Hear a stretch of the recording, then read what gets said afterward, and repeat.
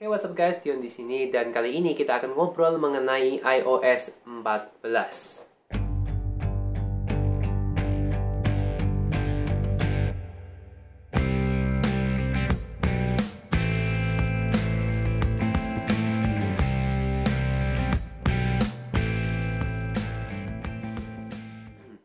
Oke, jadi si Apple kemarin barusan saja menggelarkan WWDC secara online untuk pertama kalinya. Dan mereka di sana memperkenalkan banyak hal seperti iPadOS, macOS, dan tentunya ada iOS 14. Nah, di iOS 14 ini sekarang sudah tersedia untuk versi developer betanya.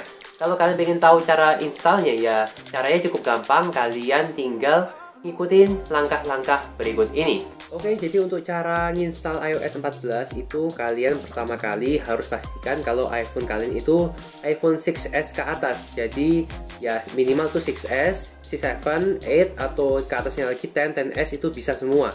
Kalau kalian pakai iPhone 6 tentunya tidak akan bisa menginstal iOS 14. Dan caranya pertama kalian masuk ke Safari, kemudian kalian ketik yang namanya betaprofiles.com.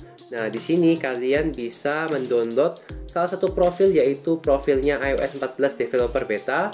Ketika kalian udah masuk homepage-nya, kalian pilih yang iOS ya, iOS 14 atau iPadOS, dan kalian akan diarahkan ke sini. Kemudian kalian tinggal download saja. Nah, nanti otomatis dia akan minta pop-up download, di allow aja. Kemudian ya downloadnya sebenarnya cukup cepat, di close. Kemudian kalian masuk ke settings, ke general. Kemudian di bawah sini, di bawahnya VPN itu ada profiles. Nah, kalian tinggal klik profiles, maka akan muncul iOS 14 Beta Software Profile di atas ini. Nah, kemudian kalian tinggal klik install. Masukin password. Oke, baca aja, install. Kemudian akan diminta untuk restart, maka kalian tinggal restart aja. Kemudian kalau sudah di restart, maka kalian masuk lagi ke settings, kemudian ke general, kemudian software update. Maka di sini kalian akan melihat update terbaru iOS 14 untuk HP kalian. Kebetulan saya sudah download dan ya ini tentunya baru versi yang pertama, makanya sudah up to date. So, itulah cara simple untuk menginstal iOS 14 buat yang kepingin. Tapi saran saya tahan dulu, kalau memang kalian nggak kebelet silahkan ditahan dulu aja karena ini masih versi developer beta. Tentunya masih akan banyak bug-bug yang ya mungkin nggak karuhan, jadi ya kalau kalian siap menerima risiko itu silahkan di-download. Tapi kalau tidak, silahkan bertahan di iOS 13 duluan. Nah, kalau kalian udah download atau install iOS 14, apa aja sih perbedaan yang signifikan dibandingkan dengan iOS 13 yang kemarin? Di sini ada beberapa hal yang saya notice dan tentunya ini bisa dibilang apa ya, nyontek Android kayaknya. Tapi bisa dibilang juga mirip Windows Phone. Tapi ya sebenarnya mixed feeling sih antara mirip Android atau mirip Windows Phone karena ya memang mirip keduanya. Oke, jadi untuk iOS 14 memiliki fitur-fitur baru, salah satunya adalah support untuk widget. Nah, widget ini cara untuk menambahkannya, kalian tinggal tahan di bagian yang kosong, kemudian tekan tombol plus yang ada di atas. Nah, di sini akan muncul beberapa widget seperti Maps, Notes, Tips, Apple Music, kemudian Fotos, Kalender, dan masih banyak lagi. Dan ini masih aplikasi-aplikasi bawaannya Apple ya. Mungkin kedepannya kita akan lihat Spotify atau YouTube atau mungkin Google.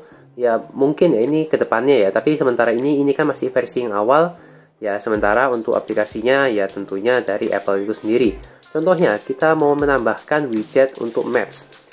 Nah, di sini kalian bisa menambahkan widget dengan 3 ukuran. Yang pertama adalah yang 4x2, ini yang ini. Kemudian yang 2x2.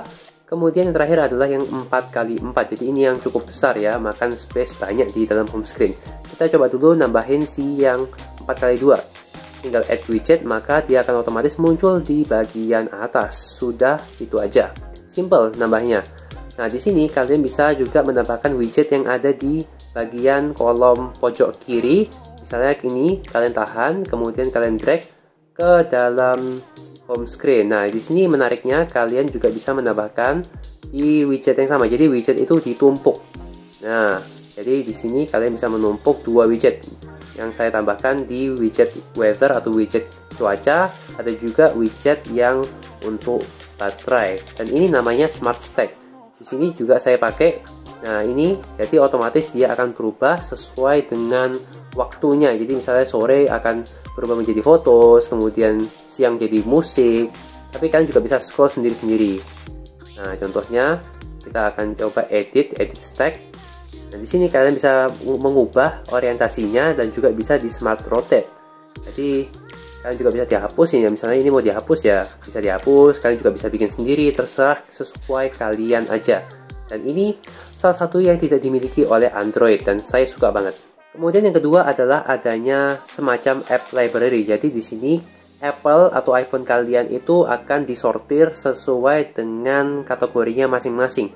Di bagian atas itu ada dua kategori, yaitu suggestion yang bisa dibilang aplikasi yang paling sering digunakan. Kemudian yang kedua adalah recently added, yaitu aplikasi yang barusan saja di-download.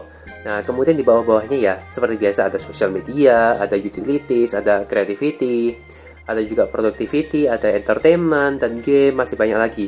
Dan menariknya lagi, di sini juga ada app drawer. Caranya tinggal kalian swipe ke bawah. Nah, maka akan muncul app drawer yang urutannya sesuai alfabet. Dan ini mengingatkan saya dengan Windows Phone. Mirip banget, tapi konsepnya berbeda. Nah, karena kalian udah punya app library dan app drawer, maka aplikasi-aplikasi yang ada di home screen ini yang banyak itu, kalian kan pasti ada beberapa aplikasi yang kalian tidak gunakan. Maka aplikasi-aplikasi yang ada di home screen ini yang jarang kalian lakukan, kalian juga bisa disembunyikan. Caranya seperti tadi, tahan dulu bagian yang kosong, kemudian titik-titik ini kalian tekan. Nah, maka misalnya saya mau ngumpetkan home screen yang ini dan ini. Oke, selesai. Maka yang akan tampil adalah satu halaman yang pertama tadi, page editing and newly downloaded apps. Jadi aplikasi-aplikasi yang baru akan masuk ke app library atau app drawer. Tapi yang kita pingin tampil di home screen ya cuman ini aja. Dan ini salah satu fitur yang sangat berguna sekali, biar estetika home screen kalian itu lebih minimalis, lebih clean, dan lebih bersih aja. Kemudian fitur berikutnya yang menurut saya sangat menarik, yang walaupun itu udah lama juga ada di Android, yaitu Picture in Picture. Cara mengaktifkannya, kalian tinggal masuk ke settings, general, kemudian pilih Picture in Picture, aktifkan, kemudian coba kalian browsing di Safari, play video dari YouTube atau apa gitu ya, play, kemudian kalian masuk ke full screen mode, dan kalian pencet home, maka ini videonya akan langsung otomatis muncul di home screen. Dan kalian bisa zoom in untuk jadi gede, ini zoom out atau zoom in jadi kecil atau kecil. Kemudian kalian bisa ngumpetin di sini. Nah, diumpetin, audionya tetap play, jadi cocok buat kalian yang pengen dengerin musik tapi pakai aplikasi YouTube. Kalau mau keluarin tinggal di slide lagi. Nah, dan bisa dipindah-pindah kemana-mana. Enak kan? Kemudian ada perubahan pada Siri, yang mana dia tidak makan satu halaman, sekarang cuma titik kecil ini aja, dan kalian bisa menanyakan beberapa hal yang udah bisa dibilang Siri sekarang makin pintar, jadi udah tahu beberapa jawaban yang udah cukup ribet ya. Jadi kalau kalian mau nanya Siri ya monggo, silahkan tanya-tanya aja, digombalin ya. Tentunya Siri sekarang sudah lebih pintar. Kemudian ada hal-hal kecil lainnya, seperti misalnya kalian mau copy teks. Ini saya copy, kemudian saya mau paste. Nah, akan muncul seperti ada kayak notifikasi muncul dari atas gitu ya, notes pasted from messages, atau misalnya link pasted from Shopee. Kemudian entah saya stok yang sadar atau gimana, atau mungkin fitur ini ada dulu di iOS 13, saya nggak tahu. Tapi saya baru sadar kalau misalnya kalian tahan di sini bisa munculin beberapa pilihan di, misalnya buka tab, buka private tab, kemudian bookmarknya kita tahan, muncul juga bookmark. Jadi sebagaimana 3D Touch ataupun Haptic Touch, tapi ini ada di browser. Kemudian ada aplikasi baru yang namanya Translate. Jadi basically ini adalah Google Translate-nya Apple, tapi ya tentunya karena ini yang buat Apple, ya kata mereka lebih bagus dan lebih optimal dan lebih akurat ketika mendengarkan orang ngomong atau kita menerjemahkan sesuatu. Kemudian ada lagi, tapi ini mungkin tidak bakal saya pakai karena berhubungan dengan iMessage, dan kebetulan di Indonesia yang namanya pesan atau SMS itu banyak banget yang namanya spam message ataupun spam penipu.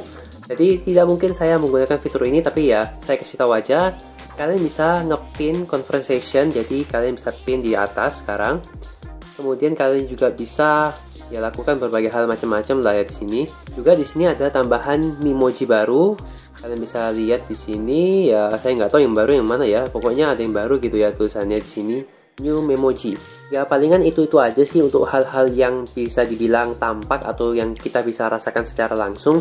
Kalau yang tidak biasanya cukup banyak dan ya biasanya dijelaskan di dalam websitenya itu sendiri dan juga di keynote-nya. Seperti urusan privasi, kemudian ya support untuk iMessage, group photos. Kemudian yang menarik tuh AirPods, karena ketika kalian menggunakan AirPods itu bisa sinkron dengan misalnya HP. Ketika kalian taruh HP di meja, kemudian kalian ambil iPad, maka AirPods itu akan langsung switching otomatis dari audio iPhone kalian ke iPad. Jadi kalian nggak harus pindah-pindah, tukar-tukar gitu ya, di connect satu, kemudian di disconnect, kemudian connect lagi ke yang lain, itu nggak harus. So itulah dia berbagai fitur yang kalian bisa temui di iOS 14. Dan for your info, iPhone 6s itu masih bisa dapetin iOS 14 dan juga iPhone SE yang generasi pertama. Jadi ya kalian yang masih pakai iPhone 6s atau iPhone SE, ya mungkin bisa dicoba-coba dulu kalau memang nggak punya budget buat upgrade ya. Dan menurut kalian fitur manakah yang paling menarik? Silahkan komen aja di bawah, atau mungkin ada fitur-fitur yang belum saya ulas, kalian juga bisa tambah-tambahin di komentar di bawah. Dan untuk bugnya, jujur saya belum nemu kecuali satu, yaitu ketika saya mau membalas chat dari notifikasi. Itu kadang-kadang setelah saya 3D touch, itu keyboardnya nggak muncul. Jadi ya sumpah sih, tapi ya ini hanyalah bug yang minor, mungkin kedepannya bakal bisa diperbaiki lagi melalui developer beta yang kedua ataupun yang ketiga. So mungkin itu aja untuk video kali ini. Terima kasih sudah menonton dari awal sampai akhir. Silahkan di like aja dan di share kalau memang kalian suka dengan konten seperti ini, dan kalau memang dirasa bermanfaat, dislike aja kalau memang nggak suka, dan jangan lupa di subscribe dan nyalakan lonceng notifikasinya untuk mendapatkan video-video baru dari channel saya. So thanks for watching and I'll see you next time. Jangan